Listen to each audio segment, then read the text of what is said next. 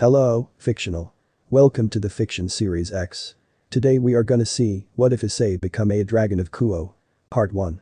If you end up liking this video, please consider subscribe, so without further ado, let's get into the video. Imagine being a lonely Japanese teenager with raging hormones.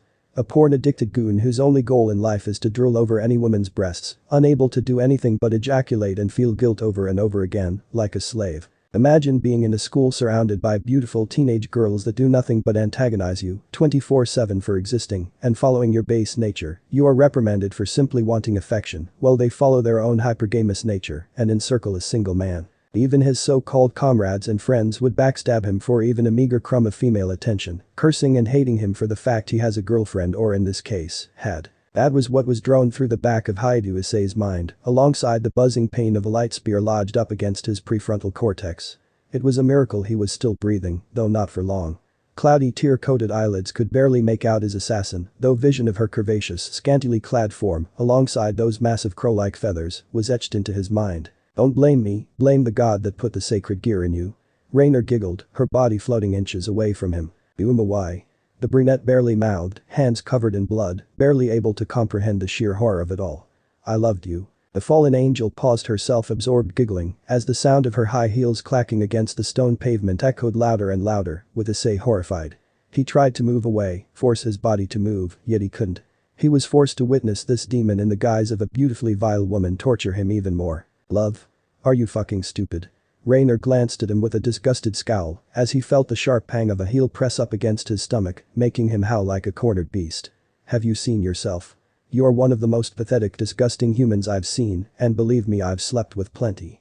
You gave me one of the most boring times of my life. I've been with old men who would treat me better than you. He couldn't even speak. His brain accelerated through too many emotions for him to count, absolutely overwhelming him to the brim. The first girl who'd ever found him attractive and hadn't judged him for being a pervert. He should have known from the start that it was some kind of trick. But he was so starved for affection, he didn't even care. For the first time in his life, he felt something akin to a light bulb in him breaking apart. I can't believe you thought a fallen angel like me would even remotely consider actually finding an insect like you as anything but a limp-dick teenage bitch. Her roaring laughter made him cringe in pain internally as she finally decided to walk away, her crow wings flapping as the fallen angel flew into the night sky. Goodbye, Issei. No one will remember you. The only woman who'd ever shown him affection had revealed it was a lie and had crushed whatever remnant of hope he had for a good life.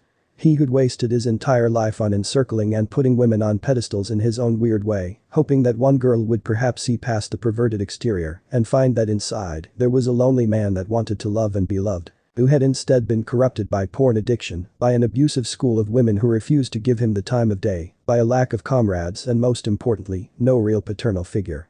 In his last moments, unable to even move his lips to speak, he cursed them all. He cursed them for turning him into the young monster that he was, a reject of society. He didn't even care for a second chance at this point or want to right his wrongs. He just wanted revenge. He would live his life the right way by cutting out the evils he'd encountered and ascend into something else. And in that moment, perhaps through sheer willpower or through the repressed rage of 16 years, akin to that of a man who'd been stripped of everything, he got his wish. Hi to Issei.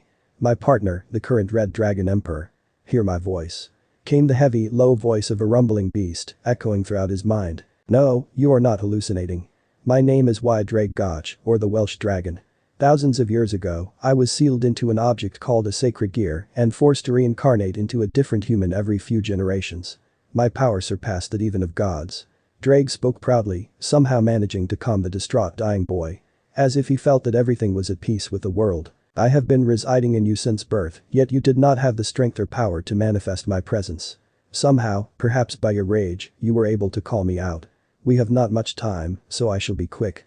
You wish to live, I require a part of your body to become transformed.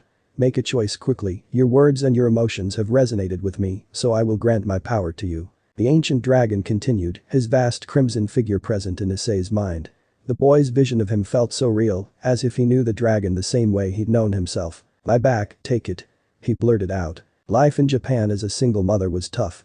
Miki Haidu knew this better than anyone else. When her husband abandoned her and their child, it broke her. But she carried on. She worked, she persevered harder than anyone else. Even with half his earnings and the house he'd bought for them, her heart ached and yearned for him. The only man she'd ever loved, leaving her for another woman, all because of a single one-night stand prior to their marriage that had left him a bastard son he had to take responsibility for. She cursed that child beyond belief. It was selfish and heartless to blame Goru's bastard for causing something he had no choice over, but it was her only way of coping against the harsh reality of this world. Ultimately, it was Goru's fault for being a shameless womanizer, but in a way, he was doing the right thing taking care of his other orphan son, despite the fact he'd left his entire family to move to a third world country in the Middle East. But one thing kept her going. The love for her baby boy, the love for her son. No matter how perverted and degenerate he was, she loved him no matter what. The mother's love for her child is arguably the strongest driving force in this world. The primal maternal instincts to protect and nurture her child are something that God himself loves. No matter what he went through, no matter how poor his grades and attendance was, or that he barely scraped by with passing grades or that he had no real hobbies, Mickey loved her boy nonetheless.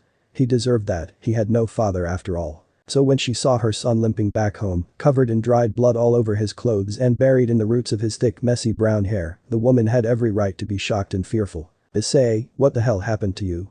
She roared in a fit of rage and sadness, attempting to cuddle the injured boy, who simply pushed her away. He maintained a poker face, yet those big brown eyes gave it all away he was hurt. No doubt he might have been attacked by thugs. Kuoh had a slight problem with delinquents at night. I'm fine. I took a wrong turn and came across some bad dudes. I called the police and told them about it. They didn't break anything, I just want to take a shower now. He replied in a quiet, sharp tone, as he brushed past her and trudged on up the wooden stairs, not even bothering to change his shoes. As much as she wanted to shout at him or scold him, he was a 16-year-old boy. No father for the past 6 years, no father figures or paternal role models to give him any advice or discipline whatsoever. There was only so much a mother could do in her son's teenage years. That's why it hurt so much. She was faced with a problem she couldn't solve. She couldn't even protect the one thing in life she prized above all else, her son. She simply nodded toward her son, who paused and turned back at her one last time before arriving at the top of the stairs. Mama, sorry to worry you so much. He forced a fake smile that she could see right through, but she appreciated his forced happy-go-lucky demeanor regardless. I love you and I'll be fine, okay? Of course. His mother returned the smile at him. Issei, I want you to know that I'm proud of you and love you no matter what. I don't know what really happened there, but you can tell me whenever, okay sweetie? Now go shower, you've got blood in your hair. The two nodded at each other, ending the conversation. Mickey found herself walking toward the couch. It had been so long since she cried, burying every single emotion for far, far too long. A woman was allowed to cry, they were biologically wired to be more emotional and empathetic than men. She needed to cry, and so she did. The flurry of pent-up rage, sadness and tragedy had hit her. When was the last time she broke down silently like this? 1 year ago. 2. It didn't matter anymore. She needed to get it out, as selfish as it was. She wanted to be up there with Issei, cradling and cuddling him like they used to hold her in her bosom and reassure him he was safe. But the boy was growing up faster than she anticipated. She knew that behind the porn-addicted exterior was a boy that was coping with the fact his father chose a woman he'd slept with once as a young man over his family. Betrayal always hurt, it hurt the most when it came from the man you looked up to. She hated him too, she hated him for ripping away her hopes and dreams and more importantly, their young boy's heart. Or why? She silently screamed, clutching her face against a pillow, desperately attempting to hide her pain from the boy upstairs, who was loudly sobbing against his own pillow.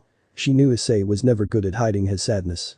You left me, you're a man so be it, but why your own son? She hated the fact she was calling out for him. Despite everything he'd done to her. Abandoning her without a second thought. He gave her everything with zero emotion. Despite her rage, her tears and insults, he'd never once been rude or laid a hand on her. That was the worst part, his cold indifference. When he offered to bring the boy to Japan and raise them together, she cursed him. How could a woman live alongside someone who embodied the imperfections of a man she thought was the world? Help me, Goru. Help Issei. Mumbled the desperate broken mother before passing out against her own tears. Stop crying already, boy. Be grateful. You're alive, you can breathe and walk properly. You have been given a second chance. Embrace it, no one gets this without being a slave to another. You live to be a free man another day, partner. Drake scolded the depressed teenager as he finally managed to calm down, wiping away what tears remained on his bruised face. You're right, and thanks again. But it fucking hurts. Especially my torso. What did you do? The boy looked confused, unbuttoning his shirt and gazing at his blooded face in the mirror, running a hand through his thick, coarse and blood-coagulated hair. When you offered me your back, I transmogrified part of your body into that of a dragon. Standard procedure among my hosts in order to strengthen your body. What is interesting is that instead of red scales, your appearance remains similar, instead I see nothing but markings. The Red Emperor replied nonchalantly, his tone changing only for a split second when mentioning the markings. Markings, what do you mean? His jaw dropped at the sight of his new body. Where sinew and skin once were a new overlay of intricate tattoos covering the entirety of his back, shoulders, arms and outer chest. Each line was interconnected like a masterwork of art, alongside the emblem of a fearsome red dragon. Drake, what the hell? I look like a Yakuza now. Yakuza? Don't be stupid, these are the markings of the Sekiryuite. You should be proof. The prideful dragon was cut off as the teenager pulled out his phone, showing the glowing green tattoo on his left hand, a number of images of infamous Japanese crime syndicate members and their intricate tattoos. What in Great Red's name is this nonsense? Someone call Fafnir, I need to press charges. Relax, they look cool, in a way. Issei responded, finally calming down as he stripped down and entered his bathroom, glancing at his bloodied, long and bushy hair in the mirror. Jesus, this is way too messy. Might as well cut my hair. He walked across the rather large bathroom, both the floor and walls were embroidered with white tiles, as he grabbed a pair of clippers that sat in a small box by the sink and walked back to the shower room. Japanese bathrooms were often accompanied with small plastic stools that allowed for one to sit and relax. Plopping himself against the sit and adjusting the shower's controls, he began to thoroughly wash his hair and body as best he could, cleaning off the dried blood and dirt as he pondered over the entire day quietly. He remembered everything, those evil amethyst eyes that betrayed him. Her raven hair and those crow-like wings. The light spear that lodged itself in his brain. A false love that he deluded himself into believing. But he also remembered the thoughts he had before Drake saved him. The notion of regret, of reforming himself and all the mistakes he'd made prior. Drake. He called out to the dragon, continuing to ponder. Yes, partner. The Red Emperor responded inquisitively, his presence marked by the green glow on the teen's left palm. When I was lying there dying, I realized something. I've wasted my entire life chasing women and spending time with people who have done nothing but drag me down. I'm arguably at the bottom barrel of society, a society that doesn't want people like me. I'm hated for existing. Sure, I could just reform myself, but what would that do? I'd be self-improving only to collapse again. But self-improvement is in the nature of us all, it is in the nature of all greater beings to grow and develop. Drake responded, as he lathered his hair, the dried blood at the ends refusing to budge. But is it possible to completely reform one's true nature? And why would I do that? To follow a world that despises me for existing? I think about my friends, about every single woman around me that has done nothing but scorn me.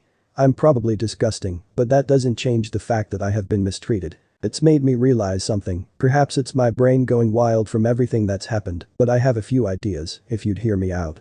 He asked softly. In a way, he was pleased with himself. He was able to produce a long stream of well-thought-out and abstract ideals that weren't obsessing over tits for the first time in months. Of course, the idea of self-improvement seems like mental masturbation. I could spend my entire life lifting weights and being a better person, but for what? An arbitrary goal that I have to spend my life with some used goods girls that remind me that I should be lucky to have them. Or to be a glorified slave at a corporate office. That's soulless, it gives me anxiety at the thought of it. If I said this to someone in school, they'd call me crazy. He continued, his emotional tirade getting far more eloquent with each passing word. He was almost half shocked at the change in his personality, though considering the brain damage that Raynare gave him, perhaps it was normal. But no. Maybe I am crazy, but what's crazy is this world without justice. Partner, you remind me far too much of myself when I was still a young hatchling. Drake's laughter roared through his mind, yet did not seem vindictive at all. Very well then, so you seek justice. Most of my hosts strive to be powerful, or to have wealth and women. It is interesting to see you go for a more noble goal. No, not necessarily justice, or any kind of preconceived idea of what justice itself is, but rather, I know I'm an idiot. I'm not very strong, nor very intelligent. But ever since you strengthened my body, something feels different. I feel something of a drive to develop myself. To get stronger, to get smarter. I've just had my entire world crushed, and yet I feel like I'm still able to go on. Perhaps it's you, Drake. Whatever it is. He paused, as he finally turned the shower off, before plugging his clippers into a nearby socket and turning it on. The faint buzzing rang through his head as he ran the guarded clippers against the sides of his head, locks of thick dirty hair falling down from the sides and back of his head, alongside trimming the top. Whatever it is that I want in life, I'll figure it out later. But I know for sure there are a number of things I will never do again. I will never let anyone treat me like they did in the past, nor will I trust people idiotically. I have to get stronger and think properly, that'll take forever, but I know that if I read more and educate myself, I can live however I want in life. I will make my own rules and live by what I think is right and wrong, no one else. Finishing up on his hair, the boy grabbed a nearby bowl he'd often kept for washing his face. An idea came to him, an image of what he wanted to do. Issei wished to rebrand himself, as most do after something intense. After a rough breakup, many men and women often end up cutting their hair in strange styles to redefine themselves, while Issei wished to completely change himself. His trademark messy brown hair that he was known for. It was time to move on. He placed the bowl over his head, trimming away every lock of hair that sat out of it until he'd roughly given himself something of a delinquent cut. Nothing but hair from the top of his head swaying up to his eyebrows, wildly moving out. Oh, and Drake, one more thing. He spoke in his head as he noticed the bottle of potent hydrogen peroxide. Most likely it was his mother's, but perhaps it was time for a change. Yes, partner. Drake responded in an interested manner, inspired by the passion of the young boy's heart. I will never simp again. He roared in the bathroom, raising his fist up in the air, glaring at the ceiling, as if proudly declaring his will to the heavens themselves. Until I improve myself, until I learn more about you and this power Drake, I will never pine or chase for a woman again. I am a reformed man. Hours later. Maybe the hydrogen peroxide was overdoing it. He sighed in defeat at the mirror, glancing at his new hair. Reminiscent of an early Japanese delinquent.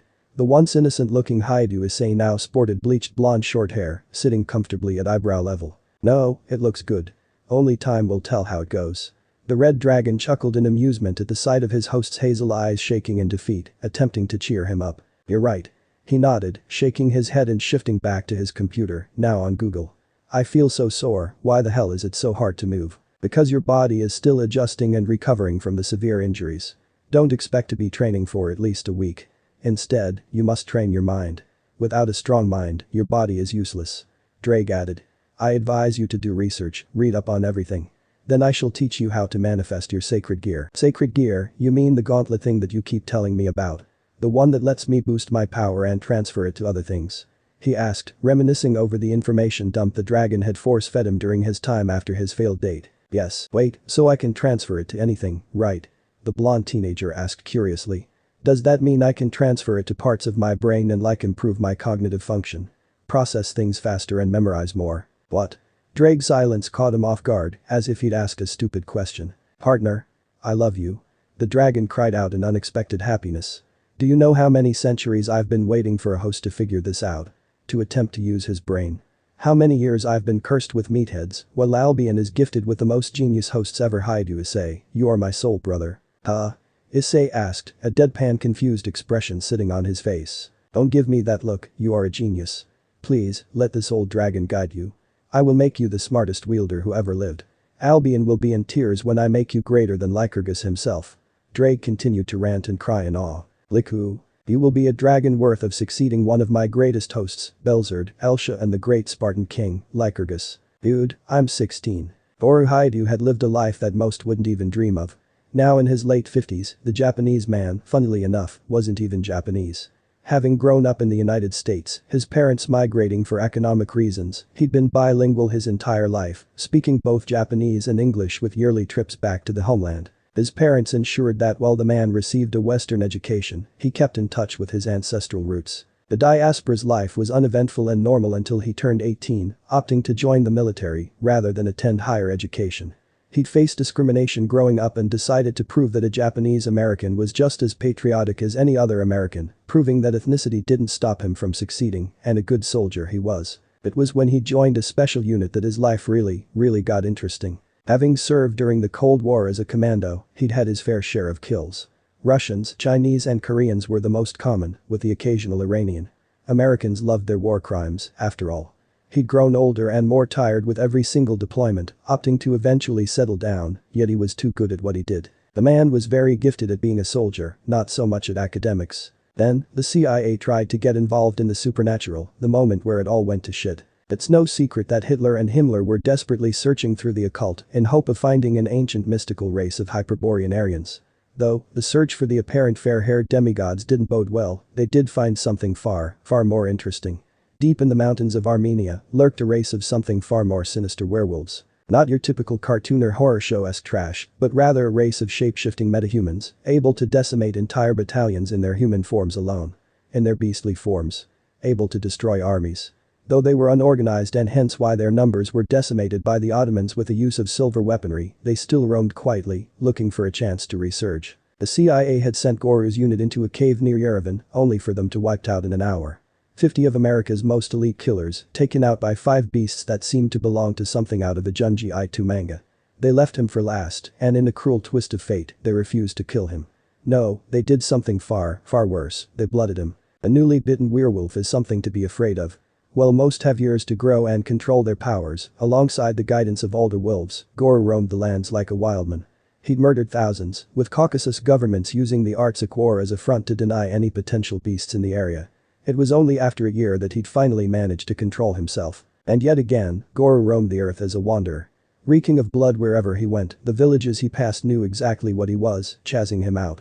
He'd lost track of time, until he'd found himself in Tehran of all places. The city had only survived the first few years after the Islamic Republic had been established, but he'd been able to blend in, deciding to truly embrace his animalistic side. He drank, smoked and ravished any woman that came his way in an attempt to drown out his sorrow and pain. That was, until he met his first love Yasmin. While the two loved each other, he was a beast, and her family were exorcists. Eventually, the woman chose her family over him and left him to roam yet again. It was only with the news of his parents' passing that he'd returned back to his family's hometown of Kuoh to scatter their ashes, heartbroken and alone. Then, he met his now estranged wife, Mickey. He'd found a way to mend his heart and settle back into normal life, to become human once again. Sure, Mickey found it strange that the man was never around during the full moon, but she blamed it on PTSD from his time as a soldier. When they finally managed to conceive a child, Goru was shocked at the fact that Issei never had any of the traits of a fledgling werewolf. For the first time in years, the grieving, damaged man was finally happy. That was until he received a call from Yasmin's friend, urging him to return to Iran. She died of unknown causes, alongside another shock, his teenage bastard son, now a werewolf rampaging throughout the Golestani countryside. Goru had pleaded with Mickey, begging her to let him bring the boy to Japan and raise him alongside Issei, but she refused. She beseeched him multiple times to ignore it and move on, to let him grow up alone, but the woman had no idea what kind of monster the child was. Yet, Issei had a mother, while his bastard son had nothing aside from his mother's extended family, trying to hunt an innocent boy down. Hence why Issei was abandoned. All because of another mistake Goru had made. Ironically, he destroyed the only thing he had left by creating life, rather than destroy it. You've done well for yourself, all things considered, Wolfie.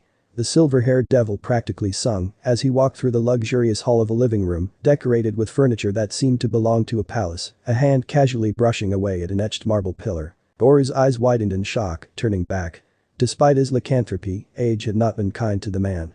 Gray, long hair rested against well-built shoulders as he ran an old, wiry hand against his worn-out face, remnants of what was once a thick dark beard, now replaced with wispy gray facial hair. "What do you want, Rizavam?"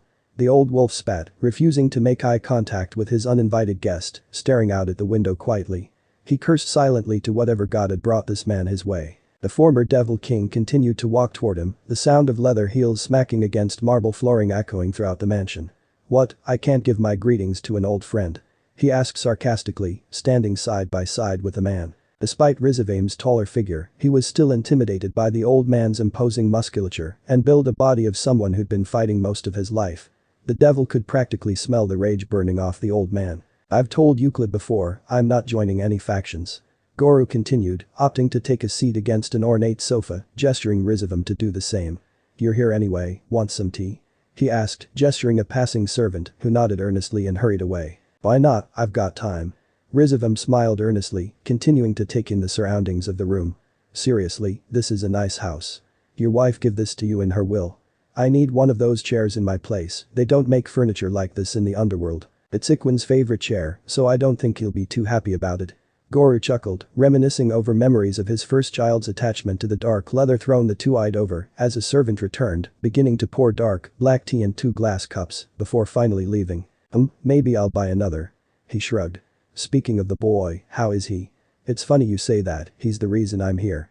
You see, I found another pack of Barghest that are in need of a leader, and he looks like a..." The former Devil King was interrupted with a slam against a metal table, raising an eyebrow at the shaking fist of his now enraged companion. Goru's hazel eyes were practically shooting daggers at him. He knew he'd gone too far, but that's exactly what he wanted to do. "Are you fucking with me?" roared the wolf as long bony claws began to protrude from his wiry, veiny hands. "You go out of your way to purposefully irritate me in my own home?" "No, stop, is there anything else, or do you just enjoy trying to recruit people into your gang of psychos?" Well, there is one more thing. Rizavam paused, taking another hearty sip of tea. This is good tea, by the way. I did have a backup plan in case you said no. Your old friends in Armenia have been very upset by the way you hurt them and vowed to join me if I did a favor for them. And what favor would that be? Guru paused, overcome by a fit of violent coughing as he felt a sudden, sharp burst of pain inflame his lungs. As if his entire body ceased functioning. A werewolf was immune to conventional disease.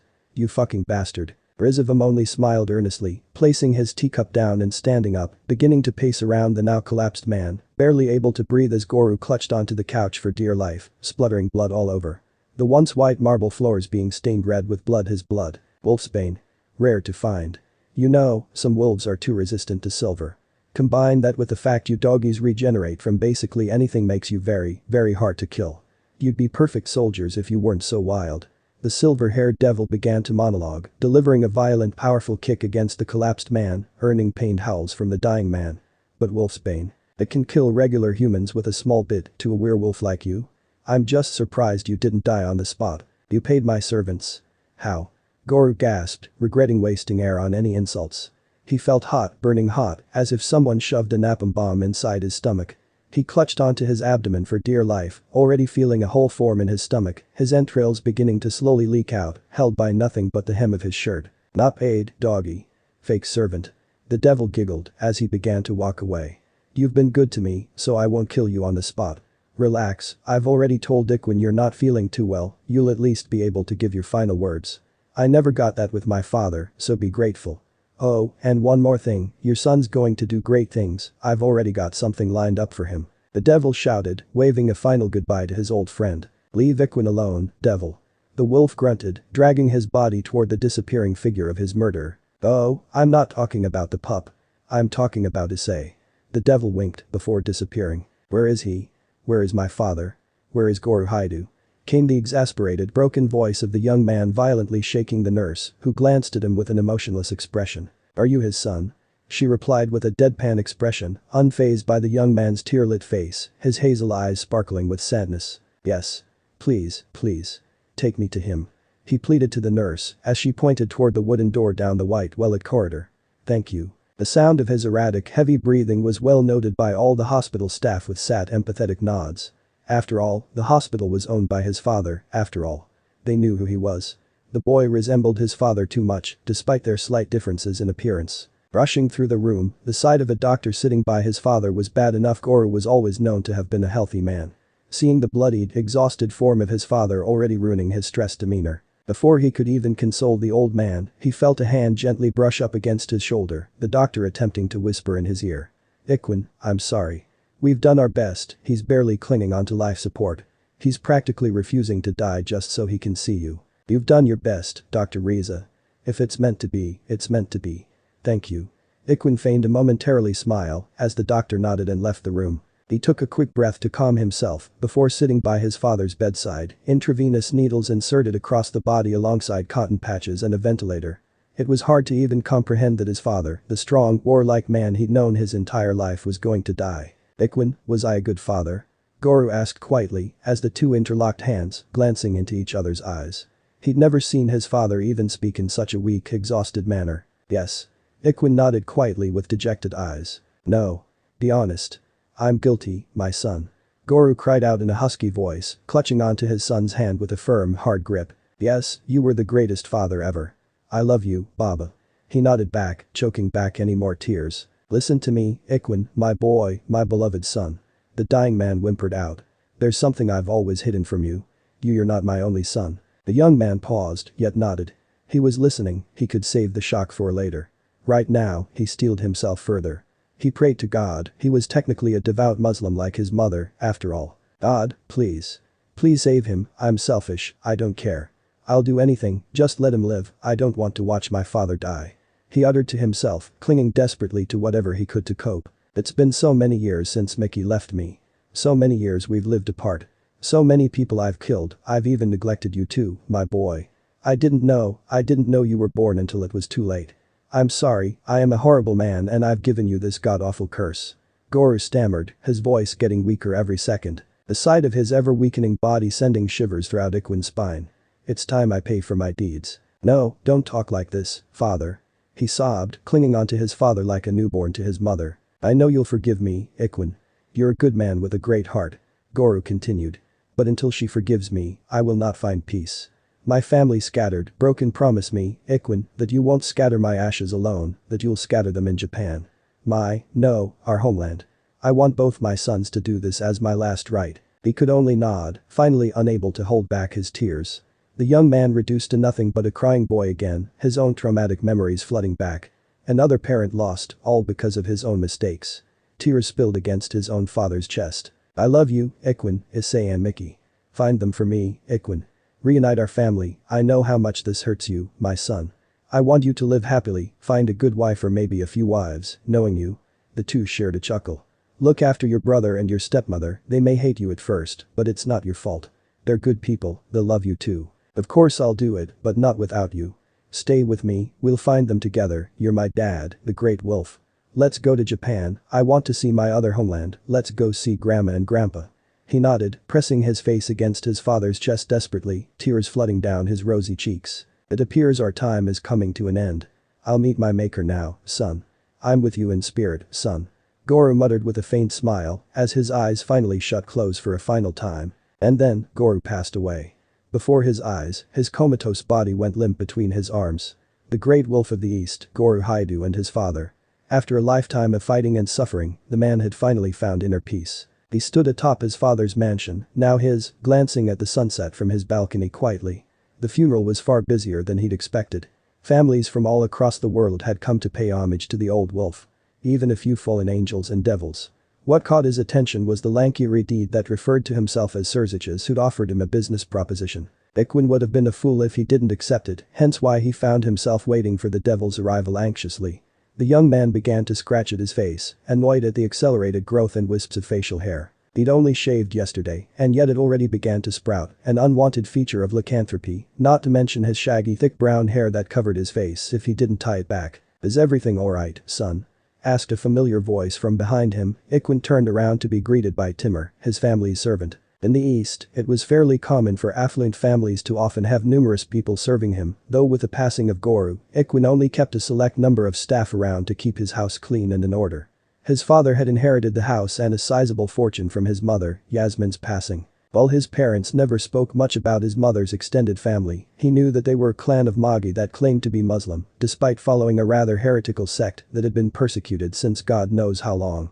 His mother had bought the house when she was pregnant with him, alongside the servants who'd seen the boy grow up into the young man he was today. I'm alright, Timur, thank you.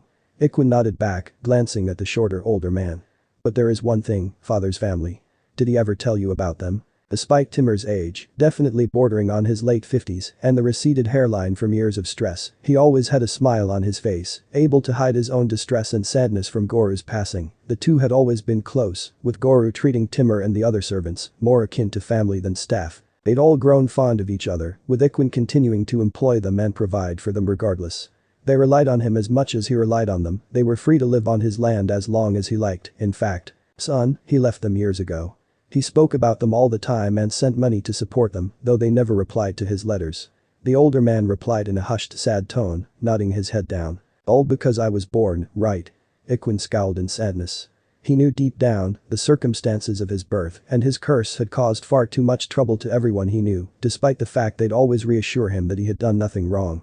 Sometimes I wonder if I was never born, maybe their lives would be better. His wife and son too, they probably hate me for taking father away from them. To which he earned a slap from the old man.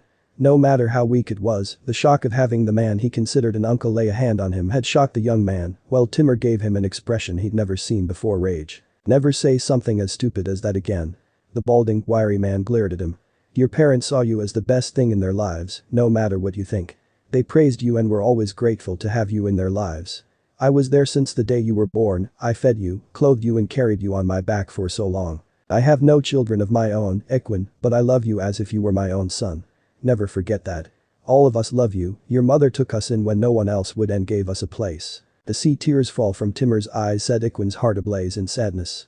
How selfish could he have been to forget the faces around him, the responsibilities he had as a man to take care of the people around him. The young man walked toward his depressed elder, embracing him wholeheartedly while shaking his head. You're right. I'm sorry, Timur. Ikwin nodded. It's just, now that he's gone, I feel something empty within me. I need to go to Japan, I need to find them. If not for him, for me. They're the only flesh and blood I have left. I know, son. I know. We'll take care of the house while you're gone, but come back soon. Maybe you leave and find a wife or two. Your father always told me how the girls in Kuoh were some of the most beautiful he'd seen. Timur nodded back. Yeah, maybe. I'm not too worried about women right now. I'm 22 and I've been without a girlfriend, I'll only really marry if I need to. Iquin shrugged back. Being gay is harem. The elder flashed a smug grin toward the scowling young man, who shook his head in disagreement. Do I look gay to you, uncle? Do I really give off gay vibes? Have you seen me? I'm literally covered in more hair than a goat. A gay man would shave off all his body hair, I haven't even trimmed my pubes in like 4 years. Iquin roared back. Too much information. I'm going to prepare the living room for our guest.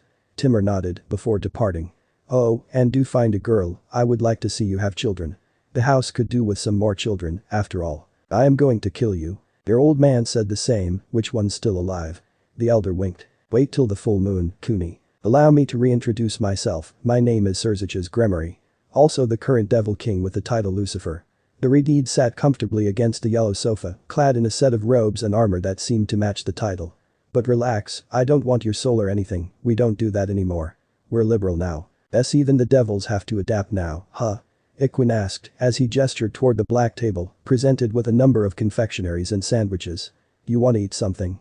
Rias nodded before grabbing a plate and beginning to pile it with a number of different foodstuffs to the brunette's surprise, raising an eyebrow in curiosity. What?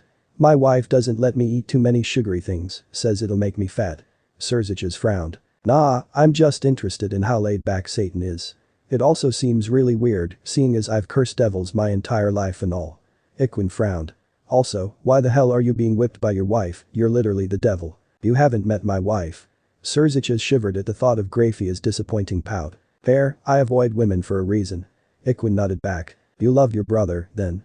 The Devil King smirked between stuffing sandwiches in his mouth. Iquin paused before shaking his head and looking back at the Redeed in confusion. Yes, I've come here to give you the location of your father's wife and son. I'd like to start by giving my condolences again, I didn't know him too well, but he's helped me over the years, and I never got the chance to pay him back, I'd like to see this as a chance to make good on it. The Satan continued. The good news is, your brother Issei attends a school called Kuoh Academy, a school my family own. I'd normally offer you a teaching position, but education is really important and I'd hate to compromise the edu. Say no more. Gonna make me a Janny? Iquin interrupted the devil, a grin on his face. Damn, even the devil's not exempt from importing third-worlders to do menial jobs. When you say it like that, it's actually quite degrading. I'm not that kind of devil, you know. Gremories actually treat their servants well, firstly. The devil replied, looking rejected. Besides, I was actually going to ask you a favor. You see, my sister governs the territory, but I'm worried about her and can't take direct action, politics and all. It'd be nice to have someone to keep an eye on her, while you also get to find your family. You're asking a random young man you just met to keep an eye on your little sister. Not to mention a werewolf. You do know what we do, right? Haven't you heard the saying white girls fuck dogs? Iquin chuckled before stumbling back at his seat. For a split second, he could have sworn that Rias had transformed into a beam of pure black energy, ready to kill him momentarily. As if his entire body screamed at him to run, as sweat trickled down his body. We're devils, not humans. Ethnicity is meaningless to us. Rias replied in a calm, collected demeanor. But you look Norwegian. I'm offering you a chance to find your family and you're out here making perverted jokes. Come on. Alright. I'll bite, excuse the pun. You're okay with me keeping an eye on your sister? It sounds weird, but I really don't want to get in the middle of a family's drama. I know that from personal experiences. Iquin responded. I'll set you up as the caretaker of Kuoh. You won't do too much, just walk around on campus. Kuoh's been getting more stray devils than usual, I'm sure you're familiar with taking them out. Just kill a few, if that's alright with you. The Devil King explained, putting his plate away. Oh, and while the legal age of consent in Japan is 13, I would probably ask you to refrain from mingling with the students there. Dude, I'm 22. I'm not a pedophile. Iquin shrugged. Even if it's legal, it'll feel weird having high school girls try to bang me, I'm not that kind of dude. Wait, did your dad not tell you? Werewolves can sometimes let out animalistic pheromones that can influence females. Rias looked at him with an odd expression. Huh? I'm serious. Dude, this explains so much. Relax, I won't try to do anything to your sister if that's what you're worried about. I'm celibate. The young wolf shrugged, shivering at the idea of hordes of high school girls at his feet. You haven't seen the girls of Kuoh Academy. And you need to get laid. Ikwin spat. I know. It hurt so much. Surziches cried. I miss the days where Rias was a kid and we'd just play video games all day. You have issues. I know. Alright, cool.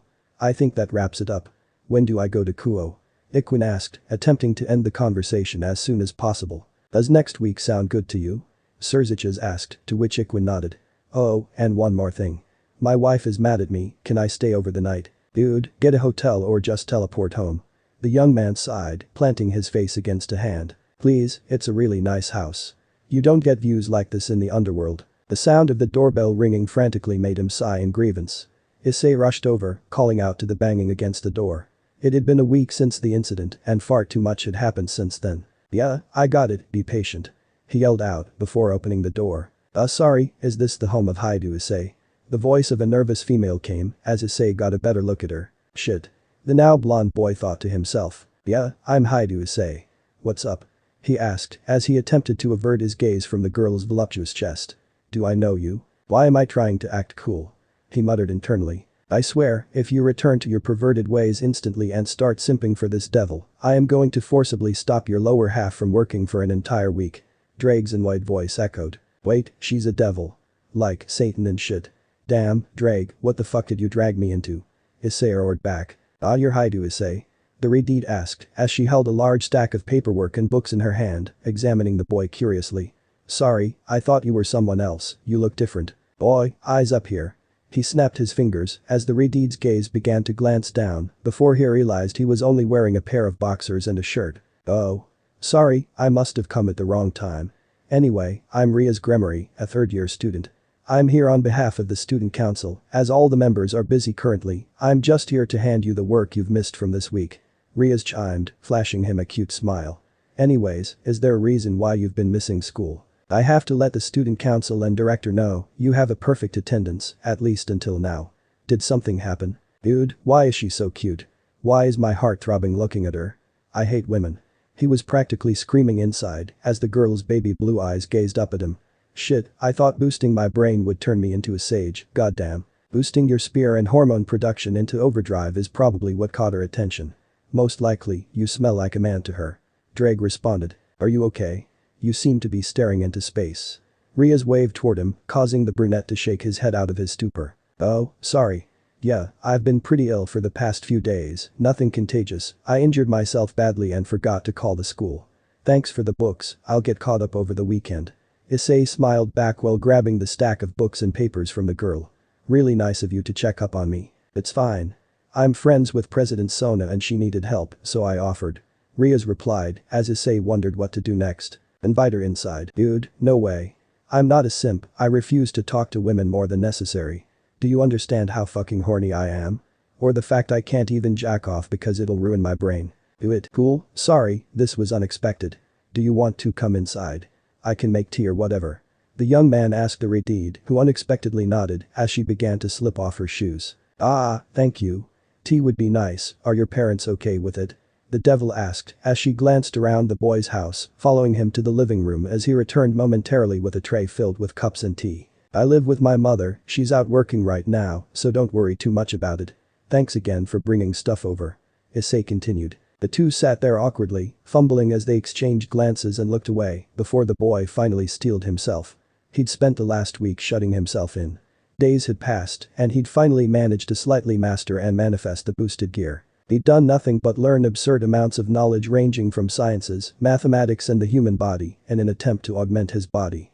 Well, he achieved some success, growing slightly taller and building a slight bit of muscle mass at an accelerated rate. His full goal hadn't been reached yet, despite the fact the teenager was able to manipulate his physiology to a certain extent. His mother had called it a growth spurt. Though, what truly made it awkward was the fact that neither he nor Drake had bothered speaking about what happened last week with Raynare. Combine that with the fact he had not spoken to a person aside from his mother or gone outside had made him realize just how much of a shut-in he was. Sure, he was technically now a genius, but he was still a complete awkward mess with a repressed trauma for trusting any woman that wasn't mama. But he had to overcome it despite how much Drake praised him for his efforts and happened to be quite supportive for an old grumpy dragon. The boy's quest to reform himself and improve had to continue. His next step was learning magic, and for that he needed a tutor. The devil would be perfect. So, I've got a question for you, Rias. Can I call you that? I know we just met, but you came all this way, so we might as well be informal about it. He stammered, yet persevered. He was getting more confident with each passing word. Of course. I'll call you Issei then. Rias nodded back, happily. Sounds good to me. This is going to sound weird, but what's a foreigner doing in Japan studying? I mean, why Japan of all places, I've gotta know. He asked. You give me a rich girl vibe, so why not Switzerland or some private school in England? I do not know how to talk to women. Buddha help me. Boy. Why Buddha? I could have killed that geezer when I was a hatchling.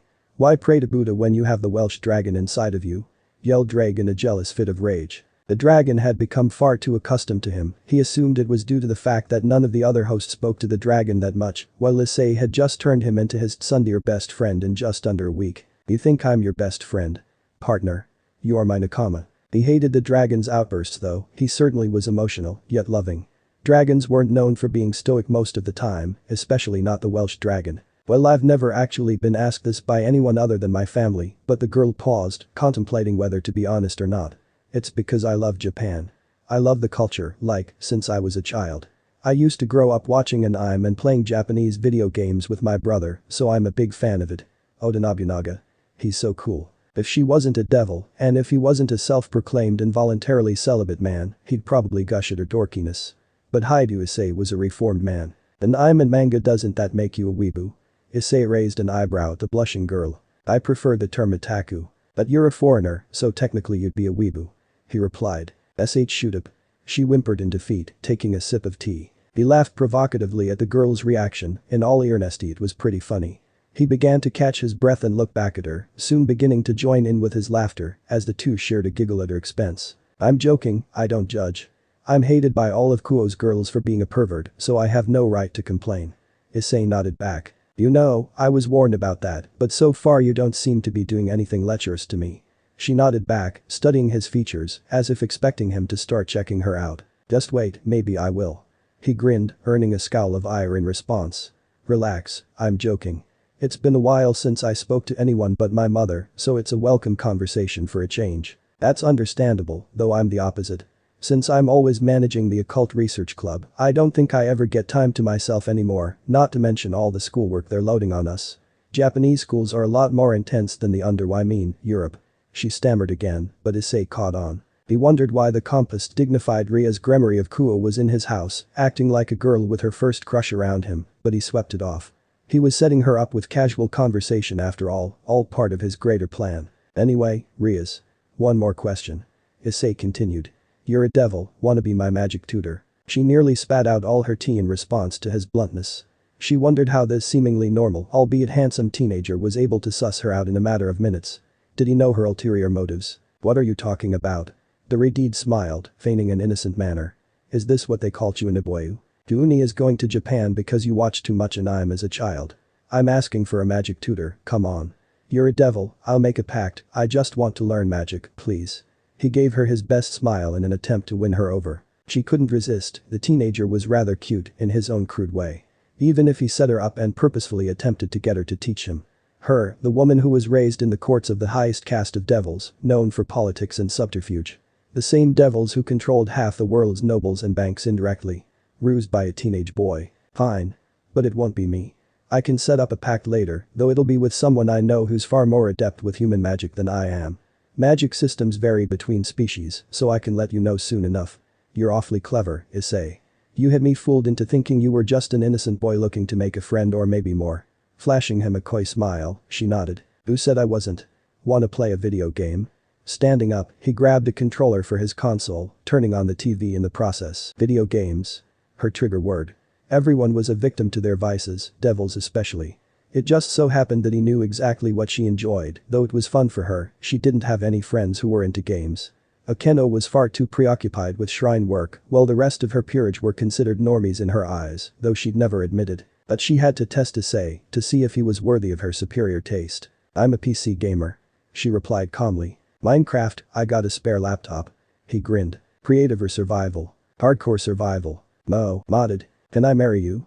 She covered her mouth in shock, letting her emotions cloud her thoughts. I'm celibate and no. Women are the spawn of Satan. He scoffed before letting out a casual laugh. I was kidding by the way. She smiled back, hiding her disappointment at his reaction. I wasn't. End of the part 1. So how was this story? I hope you like it. And if you like it, share this story with your friends and like the video too. And don't forget to subscribe our channel for daily awesome fanfiction. Okay, it's time for me to go. Bye bye.